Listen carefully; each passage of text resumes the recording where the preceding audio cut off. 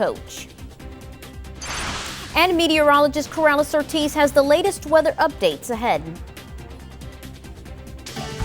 Now, from West Tennessee's News Channel, this is 7 Eyewitness News at 5:30. We begin tonight at 5:30 with a community of car lovers gathering to test their vehicles. Thank you for joining us. I'm Stephanie Fernandez. WBBJ 7 Eyewitness News reporter Diamond Williams is live in the studio, and she's here to tell us all about it. Diamond? Yes, Stephanie, it was an amazing experience at the raceway. I even got taken along with one of the drivers on a race of my own. Take a look. Residents came out today for an autocross race with Hub City Speed at Jackson Dragway. There is a race like this one once a month.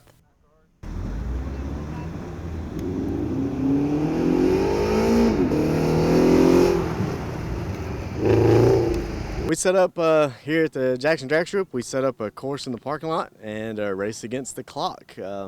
Each layout is different each month, and it's whoever has the fastest time of the day wins. Lindsay says anyone is welcome to come out no matter what car you own. They have racers even as young as 16 years old. 16 and up. Any kind of vehicle. As you can see, we have a pretty good selection of vehicles today. Lindsay says the event is normally larger, but due to other events at the dragway, they had to make the obstacle course smaller. But if anyone is interested in racing, the process to get set up is simple and the fee is only $20. You just show up in your normal car. We'll do a tech to make sure everything's legit on the car, make sure like your tires are good and stuff like that. And then we set up. You pay your money and you're ready to go. Each driver gets 6 runs per day depending on the crowd size. And Lindsay says if the turnout is not as big, you can get even more runs in. They also offer ride-alongs to test out the race course before committing to race.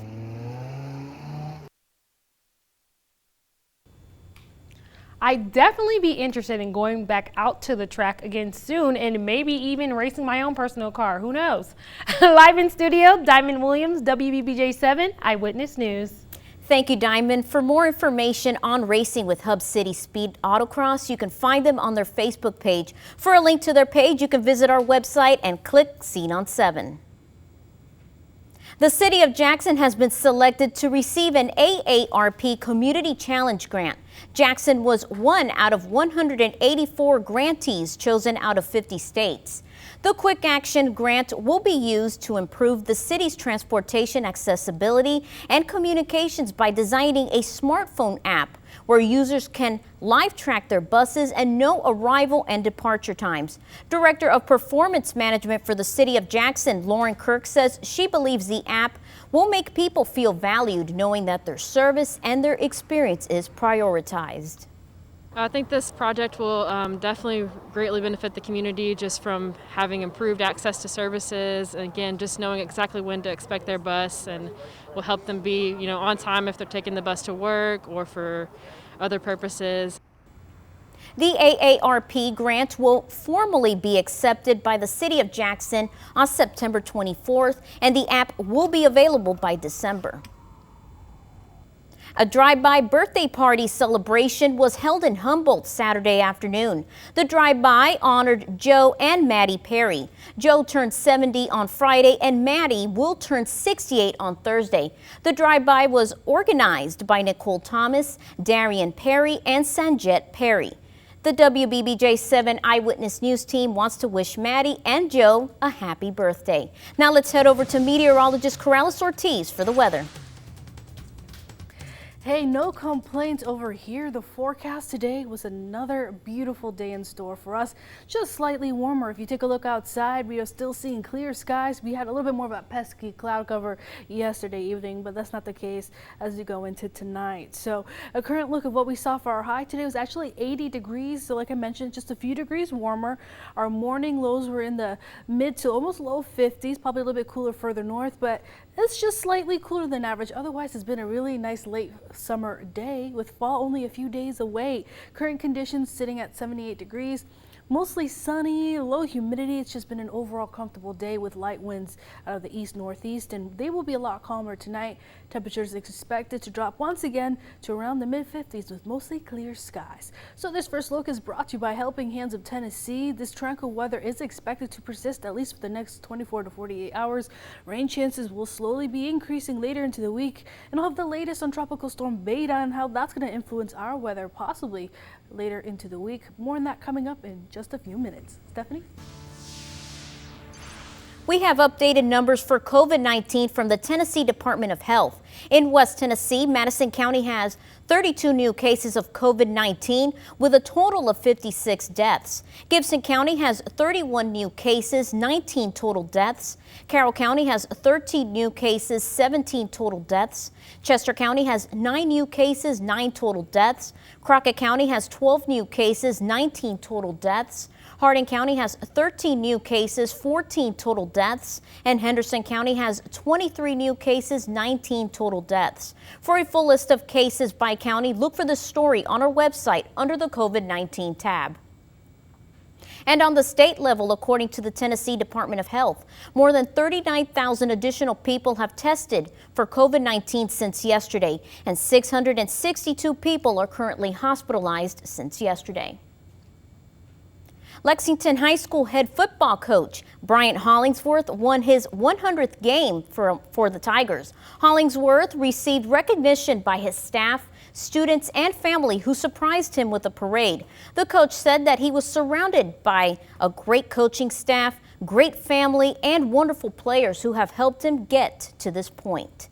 He recognized winning is great, but the biggest part of his job is making sure he puts the guys he coaches first. Hollingsworth said he appreciates the community of Lexington and all that they have done for the Tiger program. Anything to make the guys that I coach successful is that's why we're in it, you know, and anytime they're successful, I'm happy for them. Hollingsworth's next game with the Tigers is September 25th against Crockett County. In partnership with Lane College and Code Red Ministerial Association, Church Alive is offering COVID-19 testing and free prescription cards on Wednesday, September 30th from 9 a.m. to 3 p.m. at Lane College. To learn more and register in advance, you can visit our website and click on the Scene on 7 section. States across the country are mourning the loss of Supreme Court Justice Ruth Bader Ginsburg. A vigil was held Saturday in Justice Ginsburg's hometown of Brooklyn at the Grand Army Plaza. The memorial grew throughout the day as people paid tribute to the legend of the notorious RBG, who fought for equality for women and all. Many mothers brought their daughters to show them how one person can change the world and leave it differently than the way they entered it. And the sense of loss was palpable Saturday night as hundreds came together in downtown Chicago to mourn the death of U.S. Supreme Court Justice Ruth Bader Ginsburg. Ginsburg, who died Friday at 87, was an icon of nearly mythic proportions to those to attend and a testament of what women can achieve. The United States is on its way to approaching a grim new milestone in the coronavirus pandemic. A new study shows that up to 51% of school employees in this country could have an increased risk of contracting coronavirus. That news and more coming up.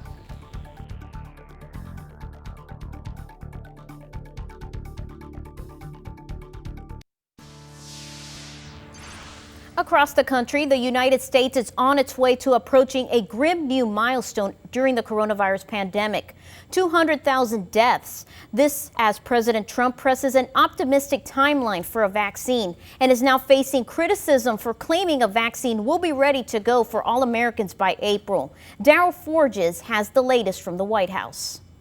We'll have manufactured at least 100 million vaccine doses before the end of the year, and likely much more than that. Hundreds of millions of doses will be available every month. President Trump and his coronavirus advisor claiming a vaccine is on the brink of being deployed, despite there being no vaccine currently in trials that has been approved by the FDA. Hundreds of millions of doses delivered for people to take it during the first quarter, and so that by April, every single American who wants to be vaccinated will have the ability to be vaccinated. FDA Commissioner Stephen Hahn saying in a Sirius XM interview, quote, "I think everyone is very, in fact, hyper aware of the fact that we need to make sure that there's no disparity across the nation for administration of the vaccine." There are actually a lot of people who really trust science, but are concerned that there is political pressure that's driving the approval process. This as the CDC again reversing their guidelines on testing asymptomatic people after saying in August that even if they were in contact with an infected person, asymptomatic people didn't necessarily need to be tested. The new guidelines now reading, quote, "This guidance further reinforces the need to test asymptomatic persons, including close contacts of a person with documented SARS-CoV-2 infection." New guidance. The new guidance, I think, is appropriate. You know, if you've been exposed to someone with COVID, you should get tested. At the White House, I'm Daryl Fortis reporting. A new study shows that up to 51% of school employees in this country could have an increased risk of contracting coronavirus. An agency called Healthcare Research and Quality conducted the study. Researchers say these employees meet the CDC's increased risk criteria because of underlying conditions. Those conditions include obesity, diabetes, heart disease, and age. The study also shows men are more vulnerable than women, and blacks more so than whites. Low-skilled school support staff have an even higher risk. The agency says more than 33 million people with the CDC risk factors have some sort of connection to schools. They use data from 2014 to 2017, so they haven't accounted for changes in employment or current school attendance. That could mean the study is undercounting the true number of people connected to a school and meeting the CDC risk guidelines.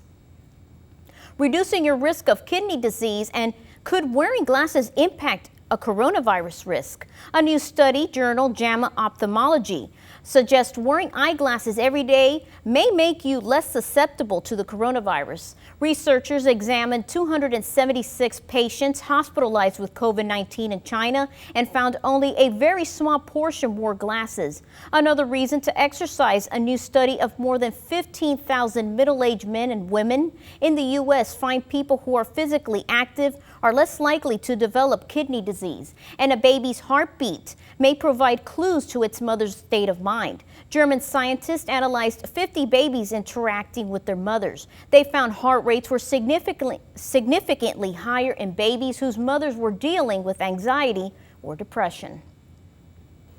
Residents are preparing for Tropical Storm Beta. And a quiet pattern for now is expected, but some changes are in the forecast again by at least the middle of the week. More on that coming up.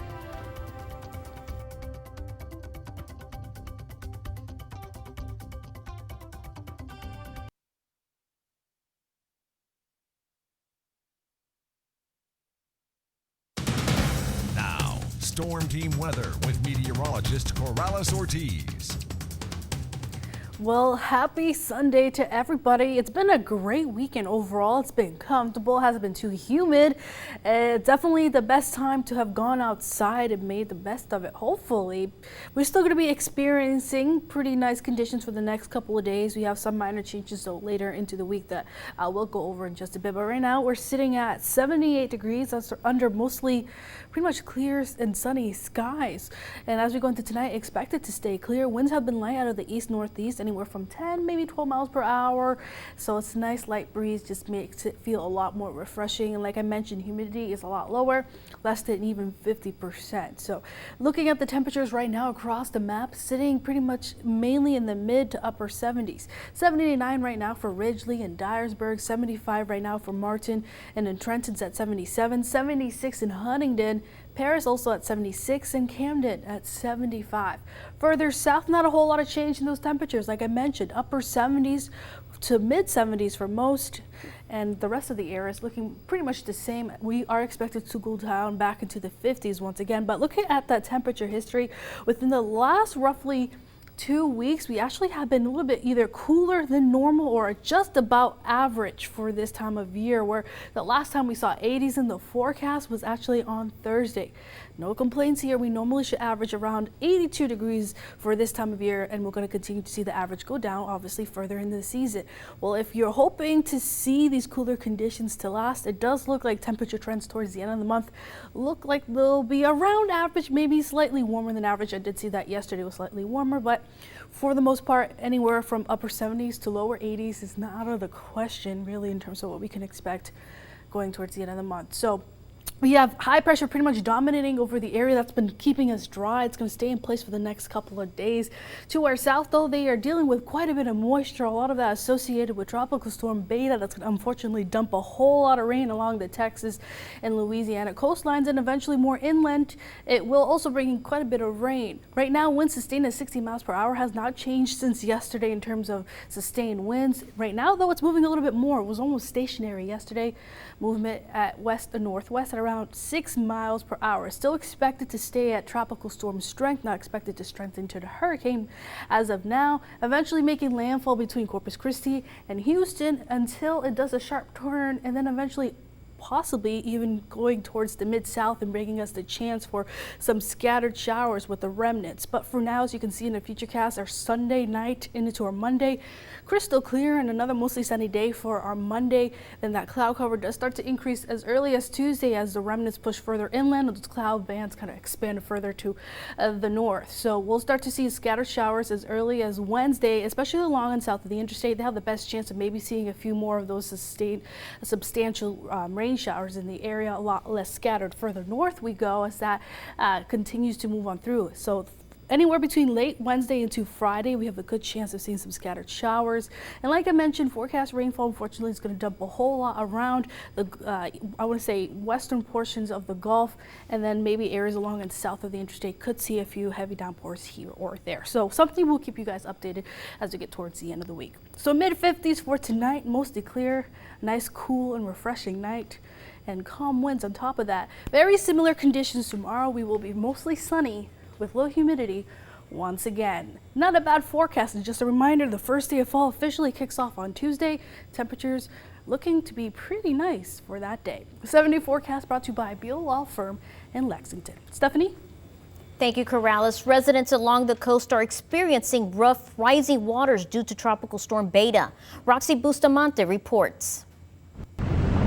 The water out here already over the road, so we're probably going to pack up and try to leave a little early. Debris on Highway 87 as the storm surge rises over 3 feet. That little road over there has flooded just since we've been here.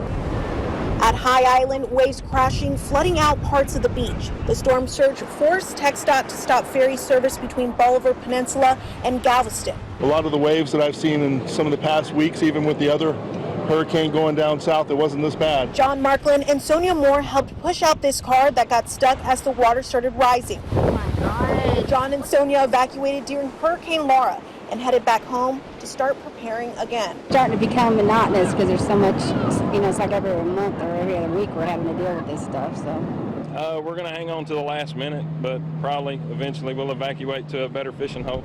Roxy Bustamante. Coming up, we've got some sports highlights. Bluebell Creameries is forced to open its bank book. That's those stories and more next.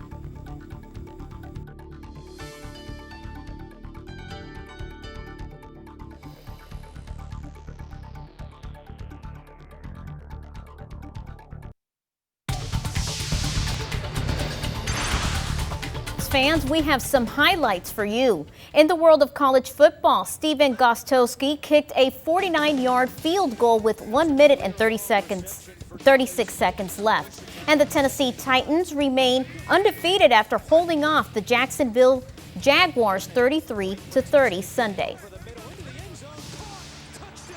In our Consumer Watch, Disney plans to reopen one of its water parks next year.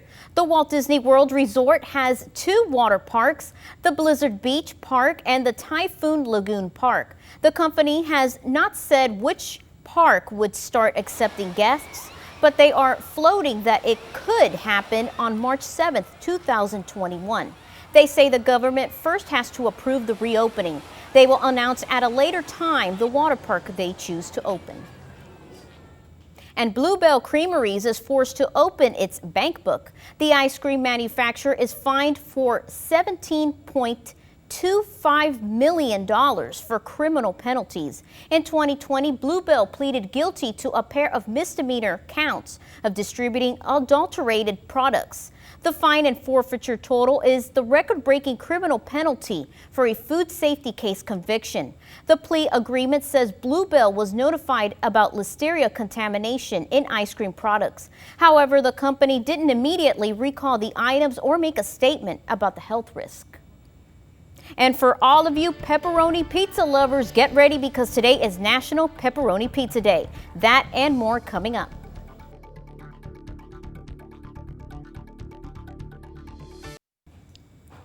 It's time to celebrate the most popular pizza ever. It's National Pepperoni Pizza Day. The first pizza was reportedly created in 1889 by Rafael Esposito. Since then, pizza has evolved. People put a multitude of toppings from anchovies and pineapple to sausage and bacon. However, pepperoni remains the most popular. According to Huffington Post, in 2019, 52% of Americans surveyed said pepperoni is their favorite pizza. Whether you like yours Chicago style or New York style, thin or crispy or deep dish, celebrate the day by grabbing a pepperoni pizza. Corrales, what's your favorite kind of pizza? Just keep it simple with that cheese pizza, honestly. Yes. That can't go wrong with cheese. Yes, I'm simple too. I like cheese. Nadia, what's your favorite pizza? Yes, tell us, Nadia. Pepperoni. She likes pepperoni. There you go. At least we got someone that loves pepperoni. Yes. So what's the weather going to be looking like, Corrales? Well, I actually want to go ahead and, before we go into the forecast, I wanted to kind of speed right through this actually. So as we go into tonight, we're going to see those temperatures drop back down into the mid-50s once again. And temperatures tomorrow are going to be very similar to what we saw for today, probably around the mid-70s. So not looking too bad. It's going to still be a pretty tranquil forecast in store. So looking at that 7-day forecast, expect nice conditions in store. Thank you for joining us, everyone. We'll see you at 10.